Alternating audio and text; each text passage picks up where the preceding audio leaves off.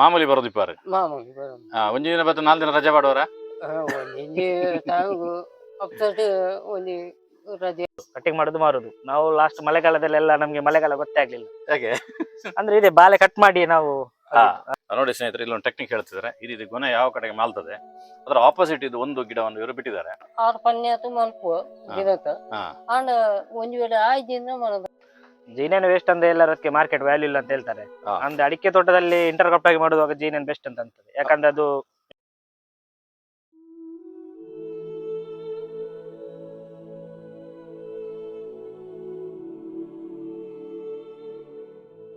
ಸಂಪೂರ್ಣ ಸಹಜ ಕೃಷಿ ಯೂಟ್ಯೂಬ್ ಚಾನಲ್ನ ಎಲ್ಲ ವೀಕ್ಷಕರಿಗೆ ನಮಸ್ಕಾರ. ನಾನು ಶಿವಪ್ರಸಾದ್ ಮಲೆಬೆಟ್ಟು. ನಮ್ಮ ದಕ್ಷಿಣ ಕನ್ನಡ ಉಡುಪಿ ಜಿಲ್ಲೆಯ ಭಾಗದಲ್ಲೆಲ್ಲ ಅಡಿಕೆ ಅನ್ನುವಂಥದ್ದು ಪ್ರಮುಖ ಬೆಳೆಯಾಗಿ ಬೆಳೀತಾರೆ. ಅಡಿಕೆ ಬೆಳೆದ ಮೇಲೆ ಅದರ ಮಧ್ಯದಲ್ಲಿ ಯಾವುದೇ ಇಂಟರ್ ಕ್ರಾಪ್ಗಳನ್ನು ಹಾಕೋದಿಲ್ಲ. ಅದು ಕೆಲವು ಸಕ್ಸಸ್ಫುಲ್ ಅಲ್ಲ. ಹಾಗೆ ಒಂದು ವಿಶೇಷವಾಗಿರುವಂಥ ಇಂಟರ್ ಕ್ರಾಪ್ ಆಗಿರುವಂಥ ಒಂದು ತೋಟದಲ್ಲಿ ನಾನಿದ್ದೇನೆ. ಬೇರೆ ಯಾವುದೇ ಬಾಳೆಗಳು ಅಷ್ಟು ಚೆನ್ನಾಗಿ ಅಡಿಕೆ ಬುಡದಲ್ಲಿ ಬರೋದಿಲ್ಲ. ಕಾರಣ ಇರ್ತದೆ, ಅದಕ್ಕೆ ಬಿಸಿಲು ಹೆಚ್ಚು ಬೇಕಾಗ್ತದೆ. ಆ ಟೈಮಲ್ಲಿ ಅದು ಉದ್ದೊದ್ದ ಹೋಗ್ತದೆ ಮತ್ತು 14-15 ತಿಂಗಳಲ್ಲಿ ಕ್ರಾಪ್ ಕೊಡ್ಲಿಕ್ಕೆ ಶುರು ಮಾಡ್ತದೆ. ಆದರೆ ಇದು 12 ತಿಂಗಳಲ್ಲಿ ಕ್ರಾಪ್ ಆಗುತ್ತೆ. ಅದರೊಟ್ಟಿಗೆ ಇದು ಹೆಚ್ಚು ಹೈಟ್ ಹೋಗುವುದಿಲ್ಲ. ಅದರಿಂದಾಗಿ ಇದು ಗಾಳಿಗೆ ಬೀಳುವಂಥ ಪ್ರಮೇಯ ಭಾರಿ ಕಡಿಮೆ ಇರುವಂಥದ್ದು. ಆ ಕಾರಣಕ್ಕೋಸ್ಕರ ಇದು ಅಡಿಕೆ ಮಧ್ಯದಲ್ಲೂ ಕೂಡ ಒಂದು ಇಂಟರ್ ಕ್ರಾಪ್ ಮಾಡಿ ಮನೆಗೆ ಬೇಕಾದಂಥ ಸಂಪಾದನೆಯನ್ನು ಮಾಡುವಂಥ ಒಂದು ವಿಶೇಷ ಪ್ರಯತ್ನ ಮಾಡಿರುವಂಥವ್ರು. ಕಳೆದ 1 ವಾರದ ಹಿಂದೆ ಒಂದು ತರಕಾರಿ ಕೃಷಿಯ ಬಗ್ಗೆ ಒಂದು ವಿಶೇಷವಾಗಿರುವಂಥ ವಿಡಿಯೋ ನಾನು ಮಾಡಿದ್ದೆ. ಶಾಶ್ವತ್ ಅಂತೇಳಿ ಬಂಟ್ವಾಳ ತಾಲೂಕಿನ ಅಜ್ಜಿಬೆಟ್ಟಿನವರು, ಅವರ ತೋಟಕ್ಕೆ ನಾನು ಬಂದಿದ್ದೇನೆ. 1 ವಾರದ ಹಿಂದೆ ಗೊನೆ ಹಾಕಿದಂಥ ಒಂದು ಗೊನೆಯೂ ಕೂಡ ಇದೆ. 1.5 ತಿಂಗಳ ಹಿಂದೆ ಗೊನೆ ಹಾಕಿದ್ದಿದೆ. 2 ತಿಂಗಳ ಹಿಂದೆ ಗೊನೆ ಹಾಕಿದ್ದಿದೆ. ಅದೇ ರೀತಿಯಲ್ಲಿ ಕಟ್ಟಿಂಗಿಗೆ ಬಂದಿರುವಂಥ ಗೊನೆಯೂ ಕೂಡ ಇಲ್ಲಿದೆ. ಸಾಕ್ಷಾತ್ರೆ ನಾನು ಬಾಳೆಕಾಯಿ ವ್ಯಾಪಾರಿ. ಹೌದು, ಹೇಳಿ ಸರ್. ಬಾಳೆಕಾಯಿಯಲ್ಲಿ ನಮ್ಮ ದಕ್ಷಿಣ ಕನ್ನಡ ಜಿಲ್ಲೆಯಲ್ಲಿ ಈ ಜೀನೈನ ಬೆಳೆಯುವುದು ಅಥವಾ ಪಚ್ಚೆ ಬೆಳೆಯುವುದು ಇದು ವೇಸ್ಟ್ ಅಂತ ಹೇಳ್ತಾರೆ. ಹೌದೌದು. ಇದಕ್ಕೆ ನೀವೇನು ಹೇಳ್ತೀರಿ? ಜೀನೇನು ವೇಸ್ಟ್ ಅಂದ್ರೆ ಎಲ್ಲರಕ್ಕೆ ಮಾರ್ಕೆಟ್ ವ್ಯಾಲ್ಯೂ ಇಲ್ಲ ಅಂತ ಹೇಳ್ತಾರೆ. ಅಂದ್ರೆ ಅಡಿಕೆ ತೋಟದಲ್ಲಿ ಇಂಟರ್ ಕ್ರಾಪ್ ಆಗಿ ಮಾಡುವಾಗ ಜೀನೇನ್ ಬೆಸ್ಟ್ ಅಂತ ಅಂತದೆ. ಯಾಕಂದ್ರೆ ಅದು ನಿಮ್ಗೆ ಬೀಳುದಿಲ್ಲ. ಆಮೇಲೆ ಅದು ಜೀನೇನ್ ಅಂದ್ರೆ 9 ಫೀಟ್ ಮಾತ್ರ ಹೋಗುದು. ಬಾಕಿ ಬಾಳೆ ಎಲ್ಲ ಹಾಕಿದ್ರೆ ನಿಮ್ಗೆ ತುಂಬಾ ಹೈಟ್ ಹೋಗ್ತದೆ, ಗಾಳಿ ಬರುವಾಗೆಲ್ಲ ಬೀಳ್ತದೆ. ಆಮೇಲೆ ಈಗ ಕದಲಿಗೆ ಇದನ್ನು ಹೋಲಿಕೆ ಮಾಡಿದ್ರೆ ಅದು ಅಷ್ಟು weight ಬರಲ್ಲ. ಇದು ಒಂದೊಂದು ಗೊನೆ ನಿಮ್ಗೆ 50-45 ಆ ತರ weight ಬರ್ತದೆ. ನನ್ನ ಪ್ರಕಾರ ಇದೊಂದು 35-40 ವರೆಗೆ ಬರ್ಬೋದು ಬಲ್ತಾಗಲ್ಲ. ಉದಾಹರಣೆಗೆ 40 ಅಂದ್ಕೊಳ್ಳುವ, ಎಷ್ಟಿದೆ ಕೆಜಿಗೆ ನಾವು ಒಳ್ಳೆ ಸೈಜ್ ಬಂದ್ರೆ 20-22 ವರೆಗೆ ಉಂಟು. ಅಲ್ಲಿಗೆ 40-20 ಅಂತ ಹೇಳಿದ್ರೆ 800 ರೂಪಾಯಿ ಆಯ್ತು. 800 ರೂಪಾಯಿ ಕರೆಕ್ಟ್ ಅಲ್ಲ? ಕರೆಕ್ಟ್. ಅದೇ ಏಲಕ್ಕಿ ಆದ್ರೆ 10 ಕೆಜಿ ಆಗ್ತದೆ, 9 ಕೆಜಿ 10 ಕೆಜಿ ಆಗ್ತದೆ. ಅದಕ್ಕೆ 1 ಕೆಜಿಗೆ 40 ರೂಪಾಯಿ ಇದ್ರು ಕೂಡ 400 ರೂಪಾಯಿ ಆಗಿರುವಂತದ್ದು. ಮತ್ತೊಂದು ವಿಶೇಷ ಏನು ಅಂತ ಹೇಳಿದ್ರೆ ಏಲಕ್ಕಿ ಅದು ಇಷ್ಟು ಬೇಗ ಆಗಲ್ಲ. ಇದು ಎಷ್ಟು ತಿಂಗಳಾಗುತ್ತೆ? ಇದು 12 ತಿಂಗಳಲ್ಲಿ ನಿಮ್ಗೆ ಕ್ರಾಪ್ ಇದಾಗ್ತದೆ. ಇದು ಹೆಚ್ಚಾದಾಗ ಇದನ್ನ ಮಾರ್ಕೆಟ್ ಹೇಗೆ ಮಾಡ್ತೀರಿ?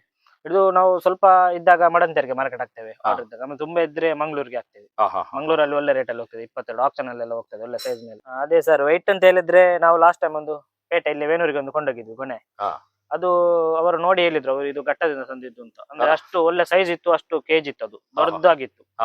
ಇಬ್ರು ಕೊಂಡೋಗಿದ್ರು ನಾವು ಇಲ್ಲಿ ಕಟ್ ಮಾಡಿ ಅಲ್ಲಿಗೆ, ಇಬ್ರು ಮುರಿದು ಕೊಂಡೋಗಿದ್ದು ಅದನ್ನು, ಅಷ್ಟು ದೊಡ್ಡದಾಗಿತ್ತು ಅದು.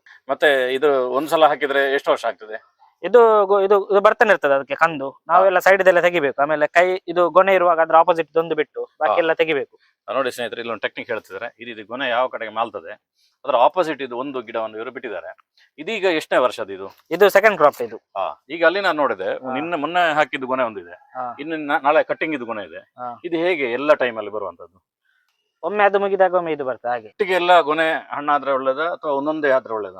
ಒಟ್ಟಿಗೆ ಆದ್ರೆ ನಮ್ಗೆ ಮಾರ್ಕೆಟ್ ಮಾಡ್ಲಿಕ್ಕೆ ತುಂಬಾ ಕಷ್ಟ ಆಗ್ತದೆ. ಸ್ವಲ್ಪ ಸ್ವಲ್ಪ ಆದ್ರೆ ನಮ್ಗೆ ವಾರಕ್ಕೆ ಎಷ್ಟು ಎಲ್ಲ ನಮ್ಗೆ ಲೋನ್ ಕಟ್ಟಕ್ಕೆ ಬೇಕಾದಷ್ಟು ಕಟ್ಟಿಂಗ್ ಆದ್ರೆ ಹೋಗಿದ್ರೆ ಒಳ್ಳೇದು. ಕಟ್ಟಿಂಗ್ ಮಾಡುದು ಮಾರುದು. ನಾವು ಲಾಸ್ಟ್ ಮಳೆಗಾಲದಲ್ಲೆಲ್ಲ ನಮ್ಗೆ ಮಳೆಗಾಲ ಗೊತ್ತೇ ಆಗ್ಲಿಲ್ಲ. ಹೇಗೆ ಅಂದ್ರೆ ಇದೆ ಬಾಲೆ ಕಟ್ ಮಾಡಿ ನಾವು ಅಷ್ಟು ಬಾಲೆ ಆಗಿತ್ತು, ವಾರ ಲೋಡ್ ಇತ್ತು ಬಾಲೆ. ಅಂದ್ರೆ ಸ್ನೇಹಿತರೆ, ನೀವು ಹೇಳ್ತಿರೋದು ಮಳೆಗಾಲ ಅಂತ ಹೇಳಿದ್ರೆ ನಮ್ಮಲ್ಲಿ ಆಟಿ ಅಂತ ಹೇಳಿದ್ರೆ ₹1 ಕೈಯಲ್ಲಿ ಇಲ್ಲದ ಟೈಮ್ ಅಲ್ವಾ? ಹೌದೌದು. ಆ ಟೈಮ್ ಅಲ್ಲಿ ನಿಮ್ಗೆ ಇದು ಇನ್ಕಮ್ ಸಿಕ್ಕಿದೆ. ಅಲ್ಲ ಒಂದು ಅಡಿಕೆಯಿಂದ ಇನ್ನೊಂದು ಅಡಿಕೆಯಿಂದ ಅಡಿಕೆಗೆ 8 ಉಂಟು. 8 ಅದರ ಮಧ್ಯದಲ್ಲಿ ಒಂದು ಹಾಕಿದ್ದೀರಾ? ಒಂದು ಹಾಕಿದ್ದು. ಅದೇ ರೀತಿ ಪೂರ್ತಿ ಹಾಕಿರುವಂತದ್ದು? ಅದೇ ರೀತಿ ಪೂರ್ತಿ 650 ಬಾಳೆ ಉಂಟು ಅಲ್ಲಿವರೆಗೆಲ್ಲ. ಆಮೇಲೆ ಇದು ಆಗುವಾಗ ಇದ್ರದ್ದು ಪೂಮೆಯನ್ನು ಕಟ್ ಮಾಡಿ ಇದಕ್ಕೆ ನಾವು ಇದು ಹಾಕ್ಬೇಕು, ಯಾವ್ದು ಸಗಣಿ ಮತ್ತು ಜೀವಾಮೃತ, ಇಲ್ಲದಿದ್ರೆ ಎರೆಹುಳು ಗೊಬ್ಬರ ಎಂತಾದ್ರೂ ಹಾಕಿ ಇದು ಮಾಡಿದ್ರೆ ಆಗ ಅದು ನಿಮ್ಗೆ ಗೊನೆ ಇನ್ನು ಸಾಲಿಡ್ ಬರ್ತದೆ. ಅಂದ್ರೆ ಸಿಂಪಲ್ ಅಂದ್ರೆ ಸ್ವಲ್ಪ ಯೂರಿಯಾ ಅಂಶ ತಾಗಿಸ್ಬೇಕು ಅಂತ.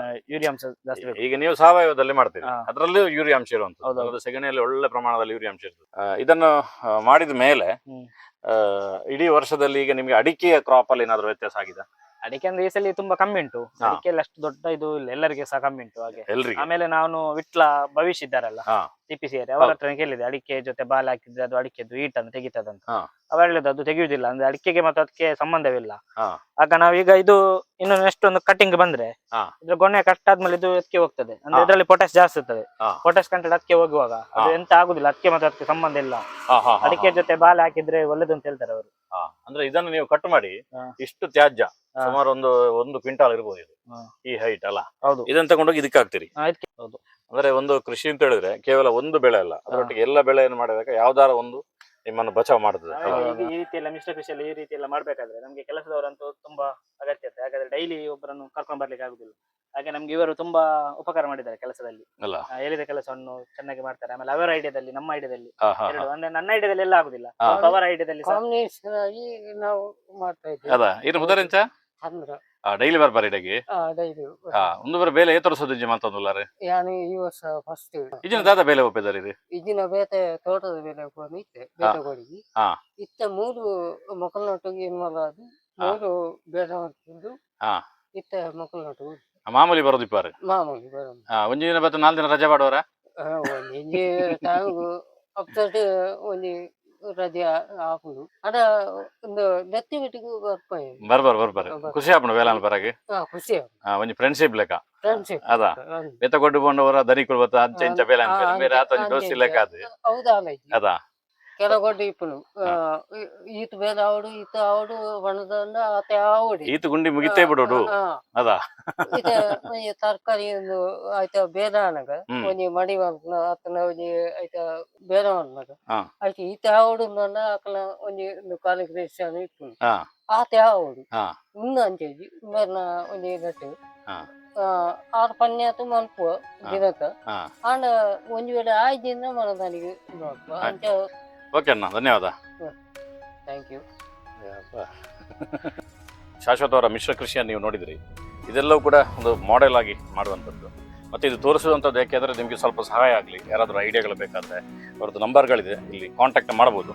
ಅದರೊಟ್ಟಿಗೆ ಈ ಬಾಳೆಯನ್ನು ನಾವು ಮನೆಯ ಪಕ್ಕ ಒಂದು 10 ಬಾಳೆ ನೆಟ್ಟರೆ, ಇದಕ್ಕೆ ಹೆಚ್ಚು ಜಾಗ ಬೇಕಾಗಿದೆ. ಮನೆ ಕಾಂಪೌಂಡ್ ಪಕ್ಕದಲ್ಲಿ 10 ಬಾಳೆ ನೆಟ್ಟರು ಕೂಡ ಇಡೀ ವರ್ಷ ನಮಗೆ ಇದರ ಹಣ್ಣು ಸಿಗ್ತದೆ.